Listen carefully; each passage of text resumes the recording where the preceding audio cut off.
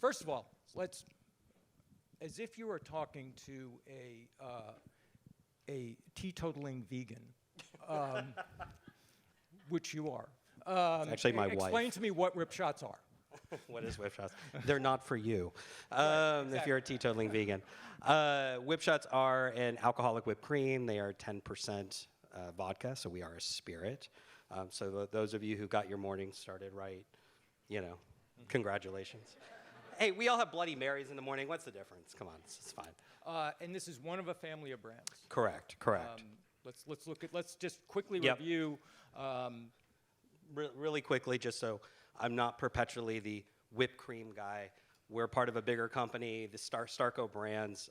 We do have a mission. We are a CPG company dedicated to building and acquiring what we call behavior-changing brands.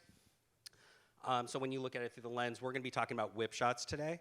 I think some people are actually disappointed Cardi's not here. I actually heard that earlier, but I'm sorry. You get me instead. Probably you get that a lot. Right? I do. I'm a big disappointment, except to my parents. My parents like me. But we have, so if you look at our behavior-changing portfolio, obviously Whipshots, which we'll talk about. We have Art of Sport, which was co-founded by Kobe Bryant.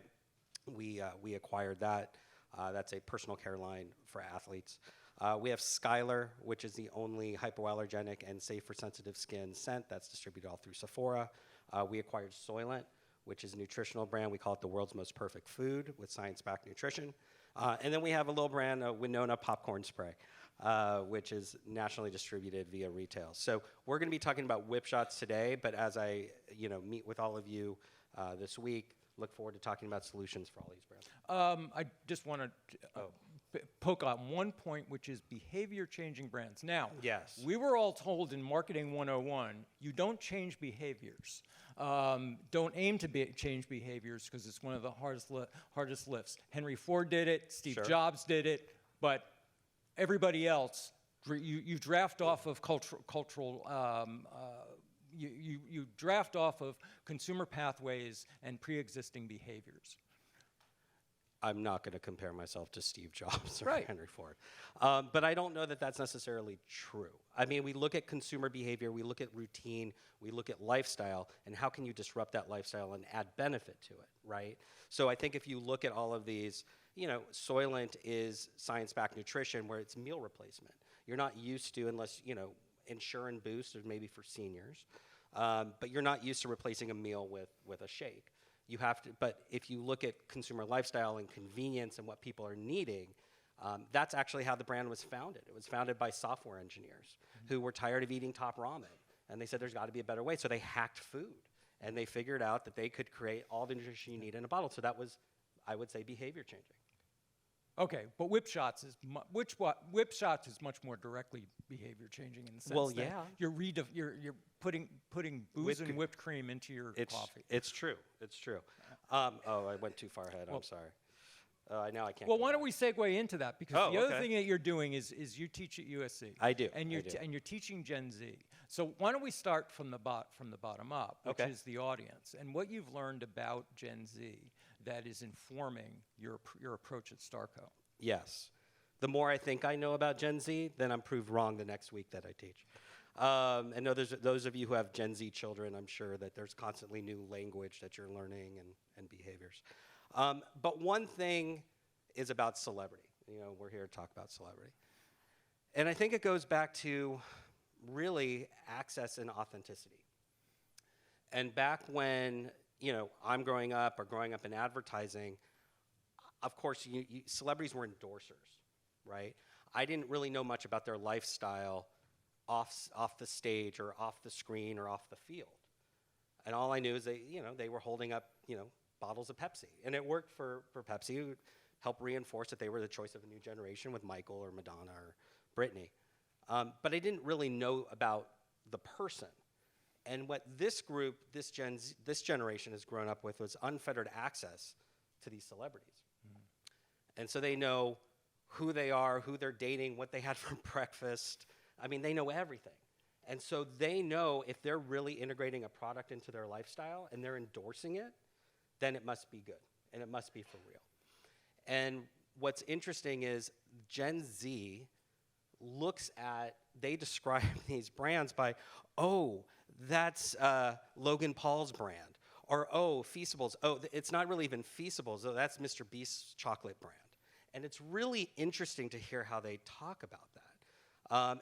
And so I make them do, like, selfishly, I make them do almost like current events every week. What campaigns do they like? What brands are popping up? Because, frankly, I treat it as a 40-person focus group every week. And time and time again, they're talking about these brands, celebrities, and a lot of times these are celebrities you have no idea who they are. I guarantee you, you'll be like, who is that? Because that's what I did. I was like, and they're like, do you live under a rock? I'm like, I guess so. But yeah, I mean, this is their world. Well, this is how they've grown up. How did this? Because you had the product before you had Cardi B. We did. So how did that? Don't tell anybody. How did that knowledge inform? Well, this is part of it. How did that inform? How did that inform the ways in which why you pursued her for this product? Sure. I think so Cardi is positioned as a co-founder of the brand. So it took us 5 years to develop this. We own the distillery. We're the only distillery in North America to have an aerosol line. You need aerosol to make whipped cream. Therefore, we're the only ones that can make an alcoholic whipped cream. Okay, so now we have a product, but we've got to build a brand around it. And when we looked at the positioning of this brand and how to educate, because it is behavior changing, right? Like, you put alcohol in whipped cream. All right, okay, sounds kind of interesting. Does it taste good? Okay, yes. Now what do I do with it, right? So there are a lot of hurdles, right? Which then takes you to, well, we need to come out of the gate fast. So that kind of led to celebrity for the reasons we spoke about. So why Cardi? Well, Cardi has many different sides. So you can take her social footprint that's over 300 million, which is pretty awesome. But there's Cardi who is, the entertainer, WAP. There's Cardi who is, on Jimmy Fallon and cracking people up and just really funny and really social. And then there's Cardi who's going to be at Met Gala this week, who's like Balenciaga on the, wearing Balenciaga or on the runway. So she kind of runs the gamut. And so what we said is we really wanted to take this alcoholic whipped cream and we wanted to give it a personality. And sometimes it's elevated, like when she's at the Met Gala, and sometimes it's in the nightclub when she's, like WAP. And so she was we called it Cardi in a can. Mm-hmm. And she had been approached by a number of alcohol brands, and she's true to herself and true to her fans. And she said, yeah, I don't want another tequila or another vodka. And we came along with a whipped cream. She goes, well, that one, okay. Mm-hmm. And all her people were like, her team was like, yeah, that's you. So she was involved. We got her on board. And since then, I mean, every design, flavor, marketing program, everything's run by Cardi. Okay. Well, run through Cardi. Let's dig into that Cardi in a can and what it means. And maybe we need to go through some of the creatives to better understand what it means to be Cardi in a can and the ways in which the celebrity attributes are mapping against the product. Right. No, I think again, Cardi as elevating a social situation, right? Elevating any party. I guarantee you so whatever's out there, feel free to bring home. I guarantee you bring it to a party, people go, wait, what is it? And then all of a sudden just the party breaks out. And so it really is Cardi. It takes on her personality, quite frankly. But actually what's really funny is the first place, we're in retail across the US, but with the first restaurant we went to, and no shade against Fridays or anything, but Fridays called us. And I was like, I don't want to do that first. I want to be elevated. And I said, I'll get to you, but not quite yet. STK was our first account because I wanted the more upscale version of Cardi there. And so they brought us in. That kind of set the tone. So you can kind of see some of the creative here. That set the tone, and now we're going there. Okay. So we're playing against all the sides there. But when it comes to accessing her audience, Cardi has a very, very, very engaged audience.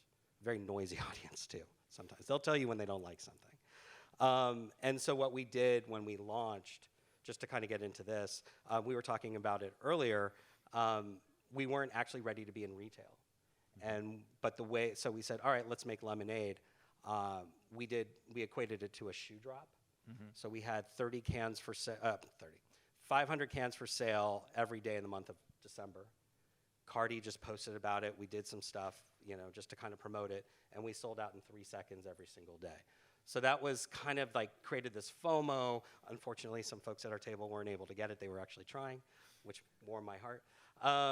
But yeah, so we were just utilizing Cardi for her brand personality, for her amplification, for her engagement, and it's really worked out well for the brand. Let's look into some of the more creative, and let's also go into the video as well. Yeah.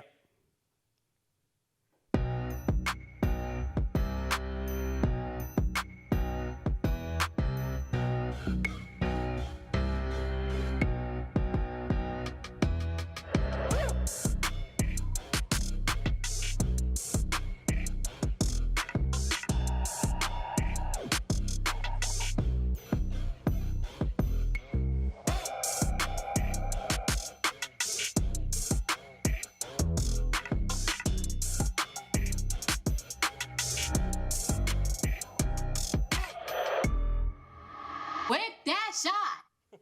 Now, all right, again, vegan teetotaler, but that almost raises more questions than it answers.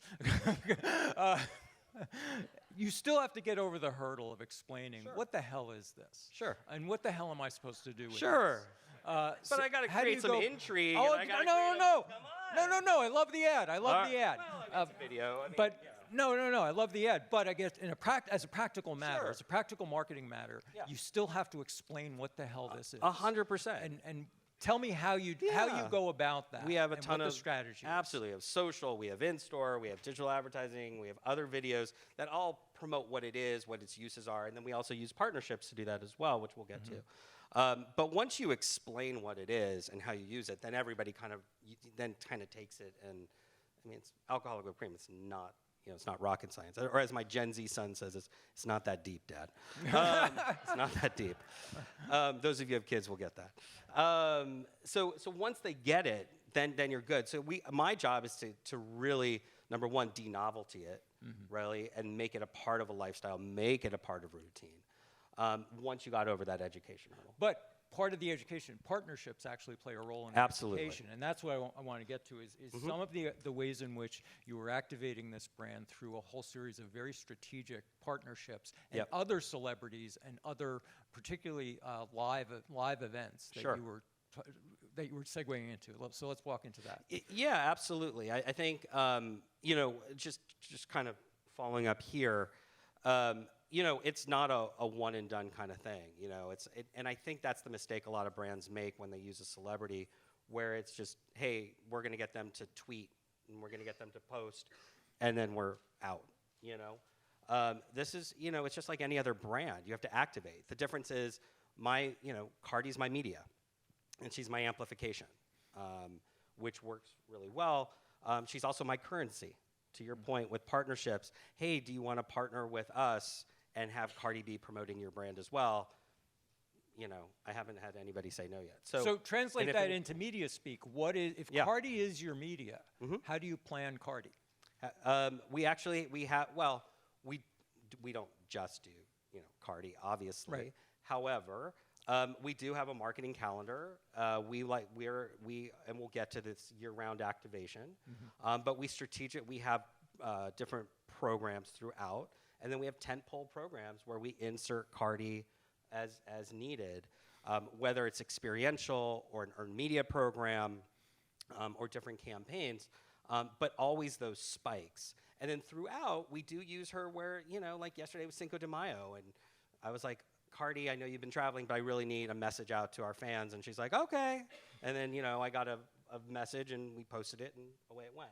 So there are these, little things throughout. But then we do have our tentpole campaigns, and we map it out just like any other brand. We're planning to the end of 25 right now.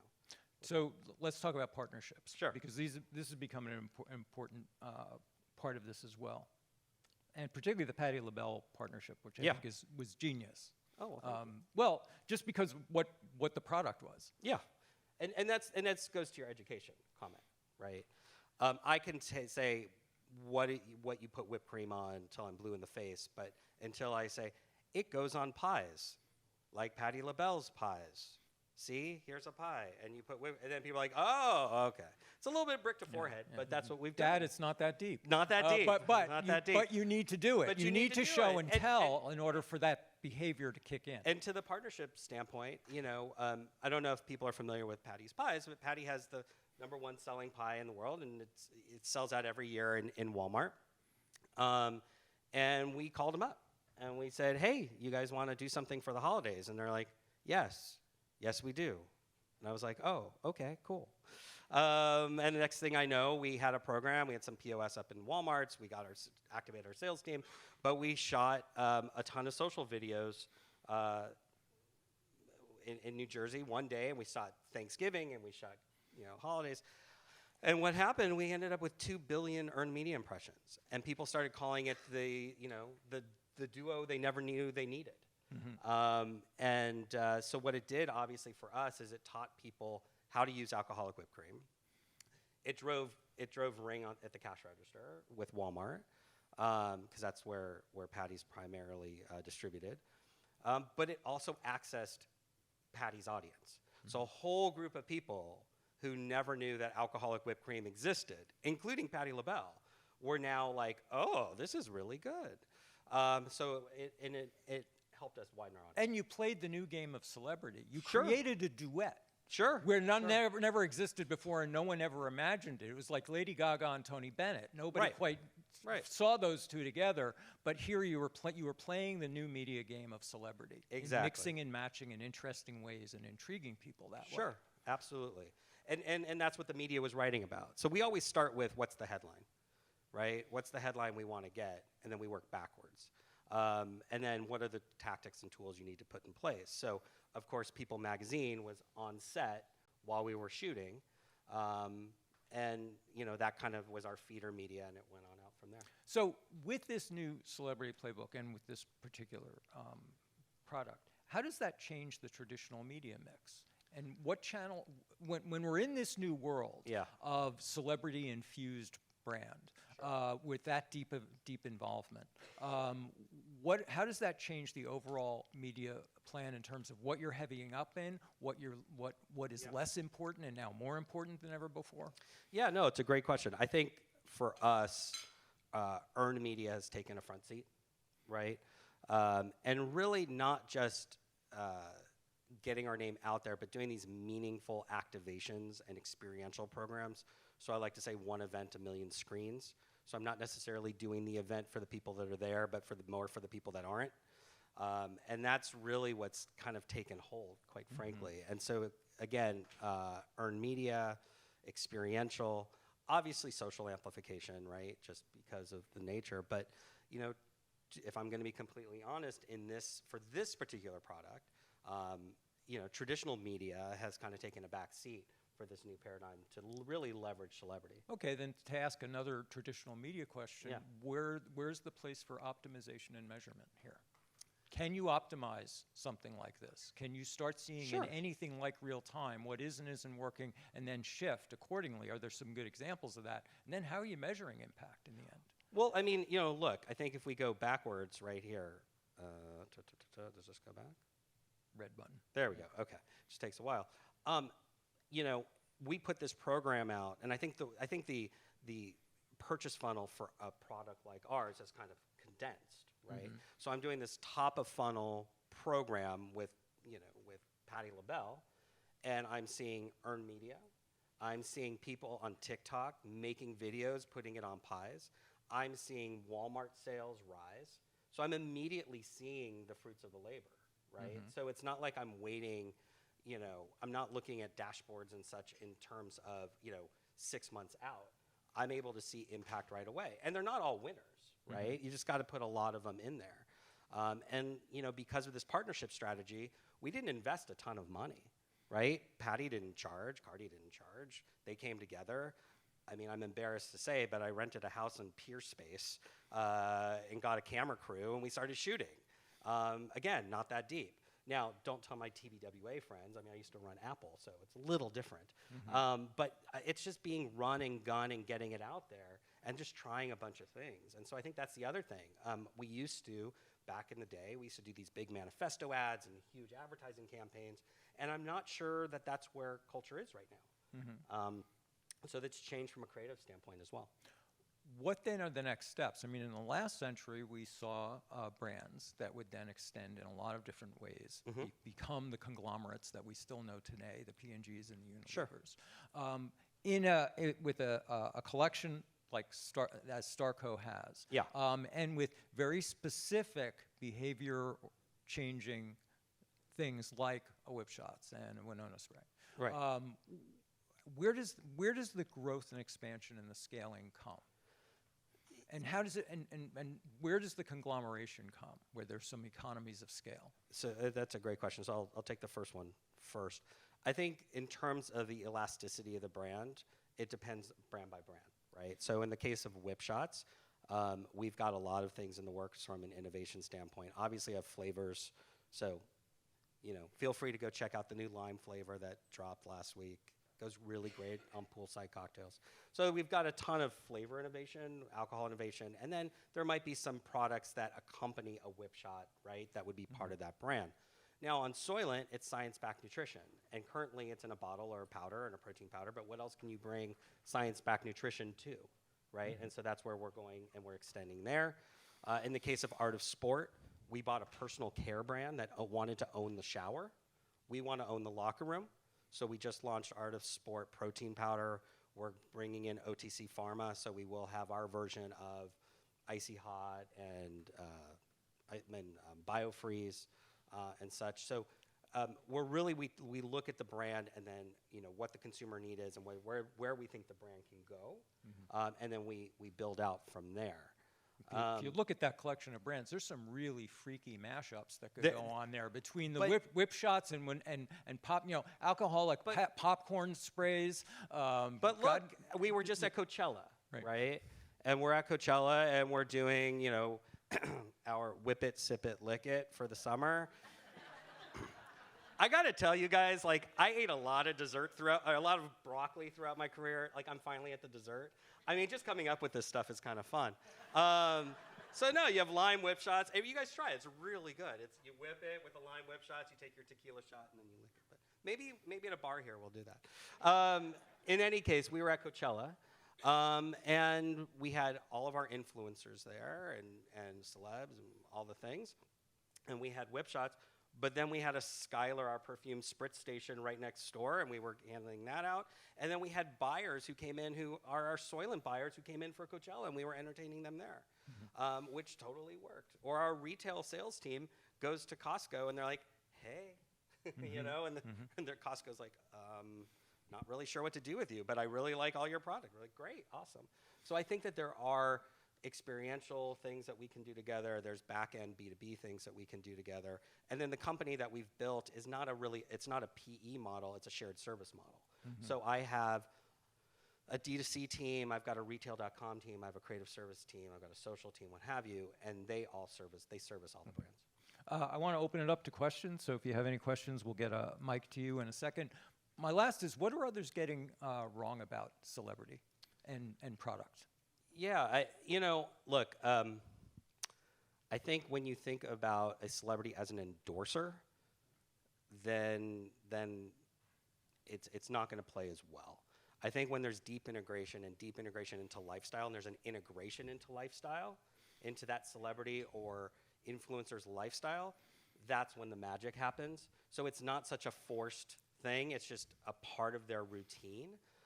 That's when consumers really go, okay, I got you. I see how this is going to work. Because that's exactly what what CPGs are trying, especially now in the last 10, 15 years, to do in their consumers' lives.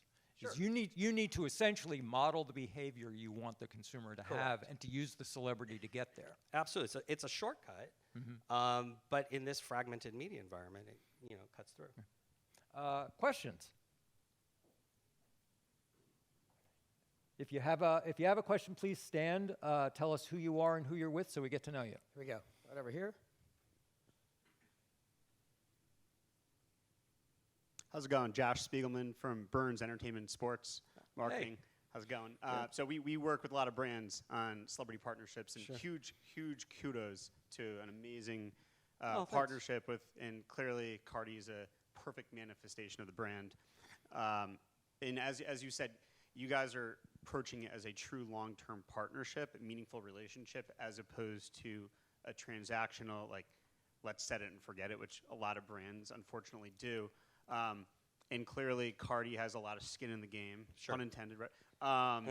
But it's Well so played. in terms of how you guys structured, to the extent you're able to talk about it, Yeah. is there an equity component Sure. to how you guys structured it, so she's like truly invested to do more and like look at it as the spirit of the partnership versus the letter of the contract? Yeah, and I can't get into too many details, but yes, she's an equity partner in the brand. So she has a vested interest in seeing it flourish. And so therefore she keeps it in her purse. It's on her rider, right? She always has to be, the dressing room always has to be stocked with Whipshots and such. We do, because her time is valuable, we do have an annual services contract with her just to ensure that, just to keep it honest and such. But it's by far below market rate. Yeah. Does that answer your question? Okay. Anyone else? David? All right, that's it, I guess. Thanks No, very no, much. no, no, no, Oh, no, no, wait a minute, all wait a right. minute, wait a minute. Don't be shy. It's They- alcoholic whipped They cream, just guys. get- Come on. They get braver as the day goes on. Oh, is that what? After they have more whip shots? Yeah. Okay. So this is Nikki Doctor from Linkia. So I had a question about your on-site activation. So I know that you were doing a lot with earned impressions, but are you also like planting influencers or having paid influencers there as well? Sure. Depends on the event, right? I think when we hosted, we do a lot of activations with Cardi and invite influencers there. So that works. And then when Cardi's not there, we do sometimes, goose it with some higher level influencers to ensure amplification. Because look, my job is to make sure that this doesn't just stay within the Cardi ecosystem, right? I've got to broaden out. And so that's why we pay special attention to who we invite and who we have there to ensure that we're reaching the nightclub as well as the book club crowd. And by the way, the application is equal across both. Actually, greater on the book club, ironically. It's true. I mean, I'm probably not going to put my wife in the advertising, but there isn't a meeting that she goes to that they're like, so where are the Whipshots? Where are they? And she's like, oh, for love of God. But it's true. It's just that's how the product is taken off. Hi, my name is Lan from Univer International at Univer USA.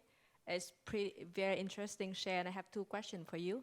First, would you willing to come to our group and talk more about that? Share to our Univer people. Yeah, absolutely. Thank you. I will connect with you after. Secondly, Sure. how is the back end of your team work that is different from other CPG company to serve this business model? Because we do completely different playbook than the traditional CPG brand. Uh-huh. So I'm really curious, on operation side, how your team set up differently to serve this kind of Model? business. Yeah, model. Yeah, serve this model. No, it's a great question. We are a startup at its very core, and so we all wear a number of hats, and we just kind of do what needs to get done. So we don't have a ton of layers. However, we have beefed up social. We have beefed up more experiential folks because and our PR folks, because that's really where the business is really driven. But I come from the agency side. I've worked with a lot of client-side organizations. We're a pretty flat organization, but those are the areas that we've really beefed up on. Does that answer your question? And one more right here, Steve. One more? Hi, I'm Lauren with Digital Remedy. I have so many questions for you, obviously. Oh, okay. My question is, if you had to do it again, what would you change? Oh, that's such a good question. Oh, wow. Let's see, what would I do? It's, I think, and this might be music to some people's ears here. We've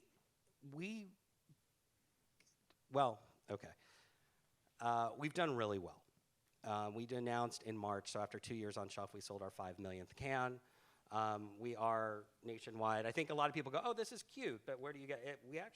It's a big business. And I think we focused a lot on top of funnel and Cardi and awareness. I think, and our retailers responded in kind. So we had a ton of displays where, frankly, we had no business getting displays. We're also an incremental purchase, and we're an incremental and an impulse purchase as well, because we go on everything. And I think for a while we were like, woohoo, here we go. Well, yeah, put us at the front of the store. Wow, rock on, here we go. And I think I learned from a client a long time ago is the best time to fix the roof is when it's sunny. And so what I probably would have done earlier on is really have a robust trade strategy and really done the fundamentals.